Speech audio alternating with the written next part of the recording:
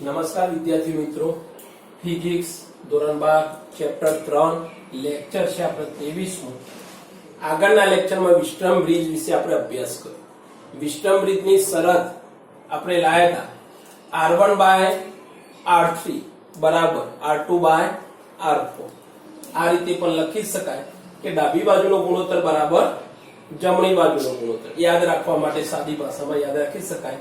હવે એના પરથી સેમ ટુ સેમ જે થિયરીમાં અભ્યાસ કર્યો એ જ વસ્તુ ઉદાહરણ 8 માં એ જ પ્રવાસ સાથે વિસ્ટમ બ્રિજની શરત સાથે આપણે અભ્યાસ કરીએ. તો ઉદાહરણ 8 ની રકમ દેખ્યો તો વિસ્ટમ બ્રિજની 4 ભુજાઓ આકૃતિમાં તમને નીચે મુજબ દર્શાવી છે.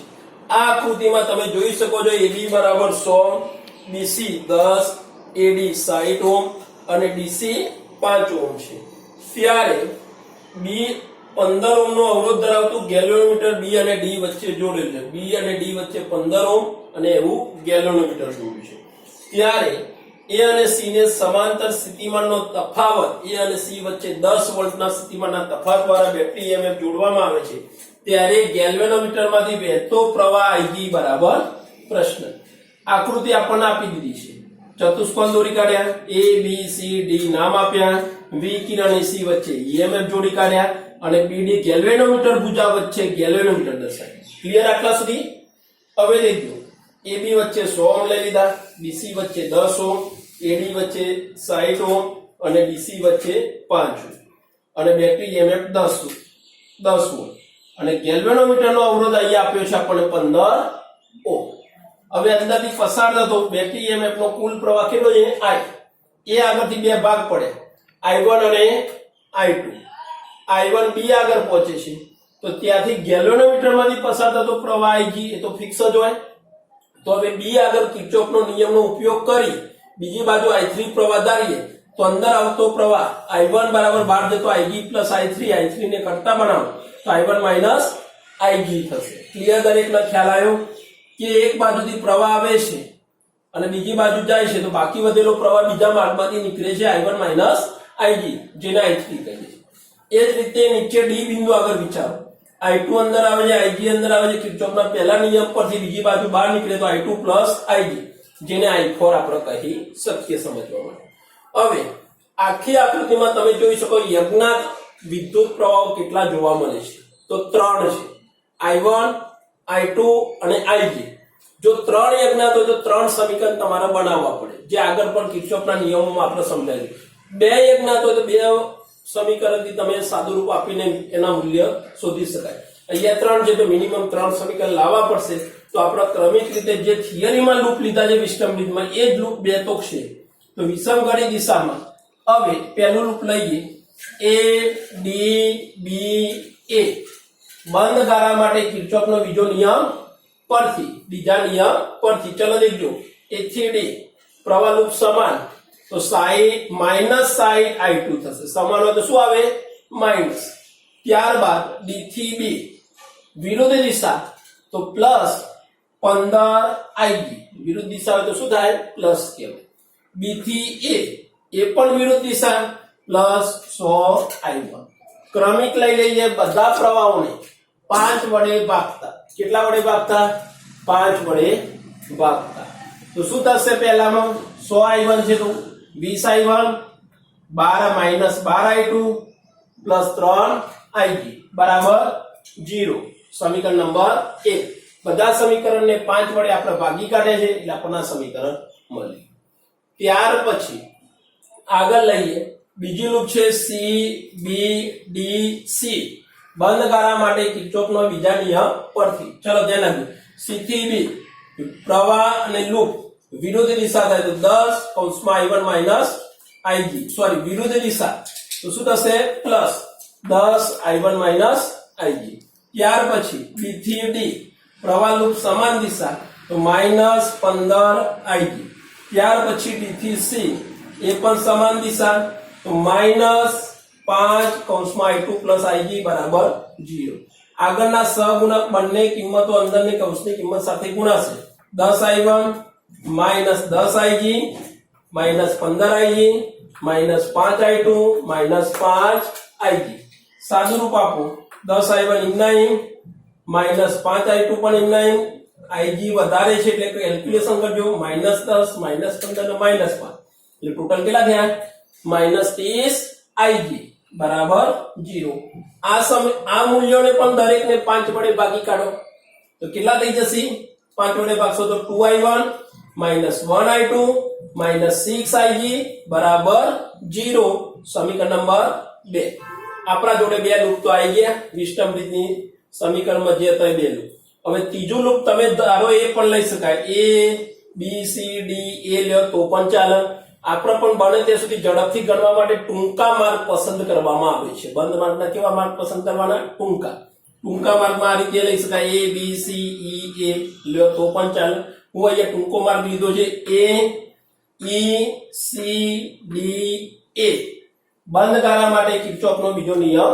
પરથી તો શું થશે દેખજો a થી e તરફ બેટરીનો કયો છેડો આવ્યો પ્લસ તો આપણે શું કરીએ છીએ -10 આપણા નિયમ પ્રમાણે -10 ત્યાર પછી પ્રવાહ લૂપ વિરુદ્ધ દિશા તો +5 કૌંસમાં i2 +ig પ્રવાહ લૂપ વિરુદ્ધ દિશા +60i2 બરાબર 0 -10 +5i2 +5ig +60i2 બરાબર 0 i2 વાળા બે પર છે 60 +5 65i2 +5ig 10 ને પેલી બાદ લઈ જાઓ બરાબર 10 બધી કિંમતોને 5 વડે ભાગતા દરેક સમીકરણને આપણે 5 વડે ભાગતા આવ્યા છીએ તો 13 × 65 એટલે 13i2 +1ig બરાબર 2 સમીકરણ નંબર 3 હવે દેખજો ત્રણ સમીકરણ મળી ગયા ત્રણને તમે તમારી રીતે સાદુરૂપ આપી અને ig કિંમત ફાઇન્ડ કરી શકો ig ફાઇન્ડ કરી શકાય i1 ફાઇન્ડ કરી શકાય i2 ફાઇન્ડ કરી શકાય પછી દરેક માર્ગમાંથી વહેતો પ્રવાહ વધારાનું પૂછાય તો શોધી પણ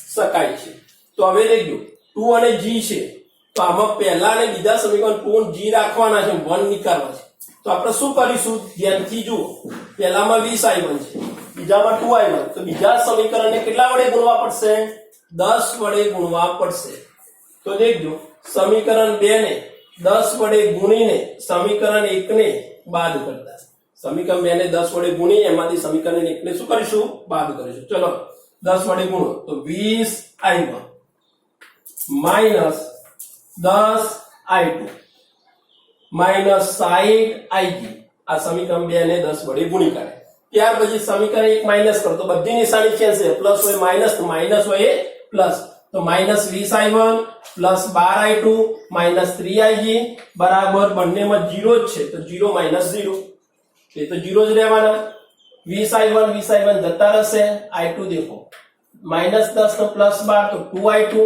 -60 અને -3 એટલે -63ig થશે ig બરાબર 0 સમીકરણ નંબર 4 63ig ને પેલી બાદ લઈ જાઓ 2i2 બરાબર 63ig i2 બરાબર 63/2ig સમીકરણ નંબર 5 થઈ ગયું આ મળી ગયો આપણને i2 પ્લસ હવે જોઈએ સમીકરણ 5 ની કિંમતને સમીકરણ 3 માં મૂકતા 5 ની કિંમતને સમીકરણ 3 માં મૂકતા તો 13 એમના એમ i2 ની કિંમત 63/2ig +ig બરાબર 2 મૂકી દીધા સમીકરણ 3 માં આપણે કોની કિંમત મૂકી 5 ની કિંમત હવે દેખજો સાદુરૂપ આપીએ 13 × 63 કેટલા થશે 819/2 ig પ્લસ ig વાળાને 2 વડે અંશમાં ગુણતા 2 વડે છેદમાં 2ig/2 બરાબર 2 તો બંનેના છેદ સમાન છે તો લસા 2 કહેવાય એ 2 ને બીજી બાજુ લઈ જઈએ તો ક્યાં જાય અંશમાં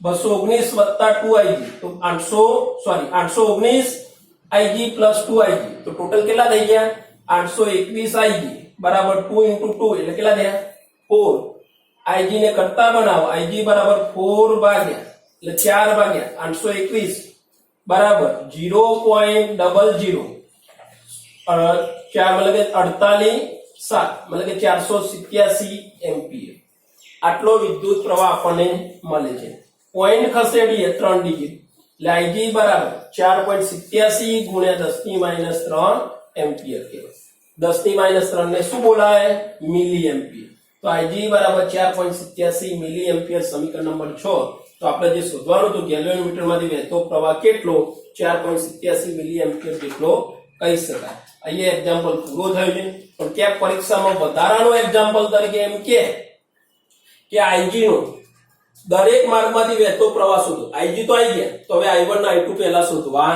પડે. તો સમીકરણ 5 પરથી વધારાનો આઈજી બરાબર 4.87 મિલી એમ્પિયર લઈ લીધા. સમીકરણ 5 પરથી 5 ને ધ્યાનથી જુઓ. I2 બરાબર 63/2 IG. IG ની જગ્યાએ કિંમત મૂકીએ 63/2 ગુણ્યા 4.87 મિલી એમ્પિયર. સાદું રૂપ આપીએ બરાબર 153.40 મિલી એમ્પિયર આપણને મળે છે, જે કયો પ્રવાહ થયો? I2. હવે મારા I1 શોધવા છે, તો કેવી રીતના શોધી શકાય? તો સમીકરણ 2 પરથી ચલો કિંમત મૂકો. 2I1 ઇમનાઈ માઈનસ I2 લાય 153.40 લખી કાઢ્યા, માઈનસ 6IG, તો 6 ગુણ્યા 4.87 મિલી લખતા નથી, જે જવાબ આવે મિલી એમ્પિયર કહેવાય, બરાબર 0. સાદું રૂપ આપો 2I1 બરાબર માઈનસ 153.40 ને પેલી બાજુ લઈ જાઓ તો પ્લસ 153.40 માઈનસ 6 ગુણ્યા 4.87 ગુણાકાર કરશો એટલે 29.22 થશે, પણ પેલી બાજુ લઈ જાઓ તો પ્લસ 29.22. બંનેનો સરવાળો કરો તો 182.62 મળે છે, અને જે 2 અંશમાં થાય કે જ્યાં છેદમાં, તો I1 બરાબર 182.62 ભાગ્યા 2 બરાબર કેટલા મળે? 91.31 મિલી એમ્પિયર આપણને પ્રાપ્ત થાય છે. એટલે આટલો પ્રવાહ આપણને મળે. હવે દરેક માર્ગનો પ્રવાહ લેવો તો અલગ અલગ તમે શોધી શકો. IAB બરાબર I1 એ તો છે સીધા, IAD બરાબર I2 એ પણ સીધા છે, IBD એ પણ IG સીધા છે, પણ જ્યારે IBC I1 માઈનસ IG તમારે કરવા પડે છે. જ્યારે IDC એ પણ I2 પ્લસ IG કરવા પડે. અને બેટરીમાંથી પસાર થતો પ્રવાહ કે તો I બરાબર કોના જેટલો થાય? I1 પ્લસ I2 જેટલો કહી શકાય. ક્લિયર? તો આ રીતે દરેક માર્ગમાંથી વહેતો પ્રવાહ પણ શોધી શકાય. માર્ચ 2020 માં આના જેવો જ સ્વાધ્યાયમાં એક્ઝામ્પલ છે ગેલ્વેનોમીટર, સેમ ટુ સેમ, આ ફક્ત મૂલ્ય જુદા છે, અને એમાં IG શોધવાના નથી કીધા. એમાં કીધું દરેક માર્ગમાંથી વહેતો પ્રવાહ શોધો. બાકી પદ્ધતિ આના આ જ રીતે તમારે જોવાનું, આ પ્રવાહ આ જ ધારવાનો છે, પ્રવાહ બદલવાનો નથી. ફક્ત સાદું રૂપની અંદર કિંમતો બદલાશે, બાકી બધું એમના એમ. તો આ મોસ્ટ IMP છે, એટલે ખાસ તૈયાર કરજો. હવે આ વિસ્ટમ બ્રિજના જેવો જ પ્રેક્ટિકલમાં એનો ઉપયોગ કઈ જગ્યાએ થાય? તો મીટર બ્રિજની અંદર ઉપયોગ થાય છે. તો આના પછીના લેક્ચરમાં આપણે મીટર બ્રિજ વિશે અભ્યાસ કરીશું મિત્રો. ક્લિયર? દરેકને આટલા સુધી ખ્યાલ આવી ગયો છે એવી આશા રાખીએ છીએ.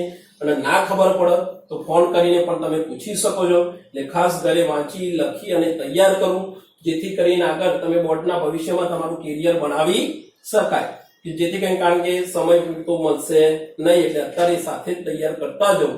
અને ના ખબર પડે તો કોન્ટેક્ટ નંબર ઉપર ફોન કરીને પૂછી શકાય છે. તો આગળના લેક્ચરમાં આપણે મીટર બ્રિજ વિશે અભ્યાસ કરીશું.